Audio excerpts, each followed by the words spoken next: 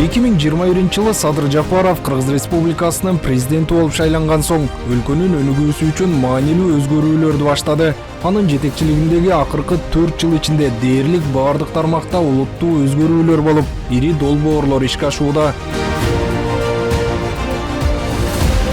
Садыр Жапаровдун демилгеси менен Кыргызстан парламенттик башкаруудан президенттик башкарууга өттү. Бул реформа жоопкерчиликти так аныктап, чечим кабыл алуу процессин тездетти. Натыйжада мамлекеттин стратегиялык багыттары ийкемдүү жана максаттуу ишке ашып, өлкө экономикасы туруктуу өнүгүп, калк үчүн жагымдуу шарттар түзүлүүдө.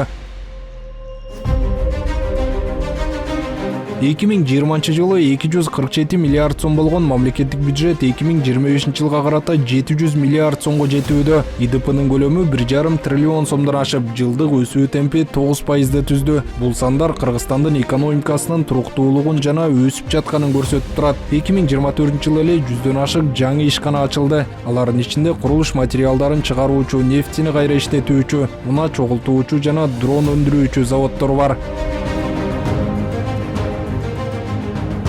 Кумтөр алтын кени мамлекетке кайтарылып, 30 жыл бою сырттан көзөмөлдөнгөн ресурстар Кыргызстанга өттү. Чет элдик компаниялардын доорунда өлкө болгону 101 миллион доллар киреше тапса, соңку 4 жыл ичинде кумтөрдүн жалпы кирешеси 1 миллиард 174 миллион доллардан ашты. Бул кадам экономикалык адилеттүүлүктүн калыбына келтирилишин даана көрсөттү.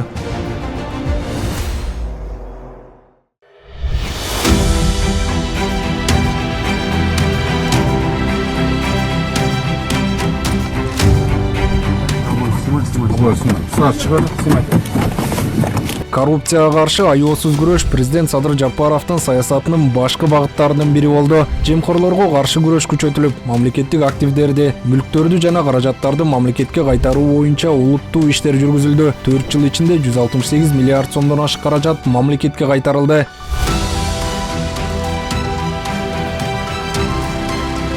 Кыргызстан коррупцияга, кылмыштуулукка каршы күрөшүүдө көрүнүктүү ийгиликтерге жетүүдө.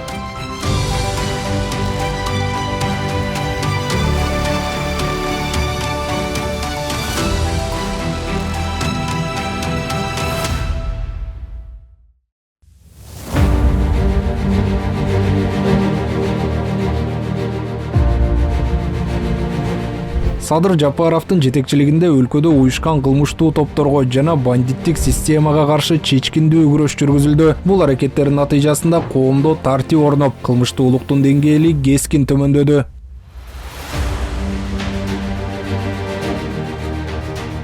Кылым долбоору аталган Кытай-Кыргызстан-Өзбекстан темир жолунун курулушуна старт берилди. Бул долбоордун ишке кириши Кыргызстанды дүйнөлүк рыноктор менен байланыштырат. Анын алкагында балыкчы Кочкор Каракече темир жолунун бир бөлүгү курулуп бүттү. 1860 мегаватт кубаттуулуктагы Камбар-Ата бир ГЭСинин курулушу энергетикалык көз карандысыздыкты камсыздап, өлкө экономикасын чыңдайт. Бул ири энергетикалык долбоор Кыргызстандын келечеги үчүн маанилүү. Ошондой эле ондогон чакан ГЭСтердин курулушу ишке ашты.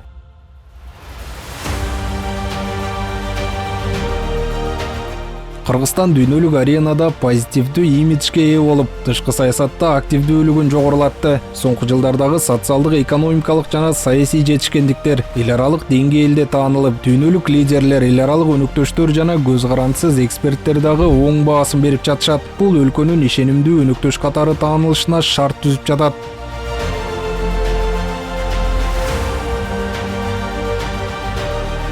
Өзбекстан жана Тажикстан менен көп жылдан бери чечилбей келген чек ара маселелери тынчтык жолу менен жөнгө салынды. 2023 жылы Кыргызстан менен Өзбекстандын президенттери чек ара тилкелерин аныктап, чек ара маселесине чекит коюлган. Ал эми Кыргыз-Тажик чек арасын тактоо иштери дээрлик жыйынтыкталып, юридикалык кадамдар Ноорузга чейин аяктайт. Дипломатия жана тынчтыкка ыктаган бул кадам коңшу мамлекеттер менен достук мамилелерди бекемдөөгө жана аймактык туруктуулукту камсыз кылууга шарт түздү.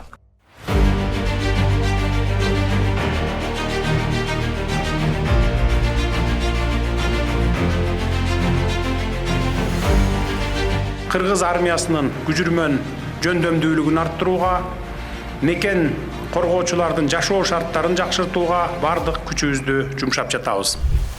Кыргыз армиясы жаңы техникалар менен камсыз болду. Анын ичинде байрактар, акынжы сыяктуу заманбап учкучсуз аппараттар сатып алынды. Чек арачылардын айлык акылары 17 000 сомдон 80 000 сомго чейин көтөрүлдү.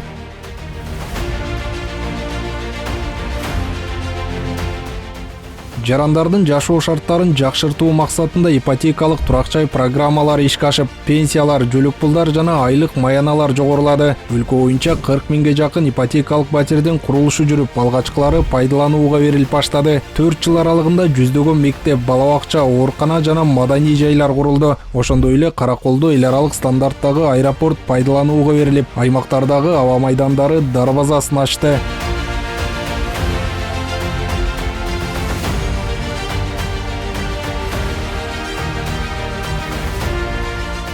Саламаттыкты сактоо тармагында олуттуу реформалар жүрдү. Президент Садыр Жапаровдун колдоосу менен Кыргызстанда бөйрөк жана боор алмаштыруу операциялары ишке ашырыла баштады. Мурда бул операциялар кымбатка туруп, бейтаптар чет өлкөгө кайрылууга аргасыз болсо, азыр ал өлкө ичинде жеткиликтүү болуп, чыгымдары мамлекет тарабынан каржыланууда. Бул кадам калк үчүн медициналык жардамдын жеткиликтүүлүгүн жана сапатын жакшыртууга багытталган маанилүү реформа болуп калды.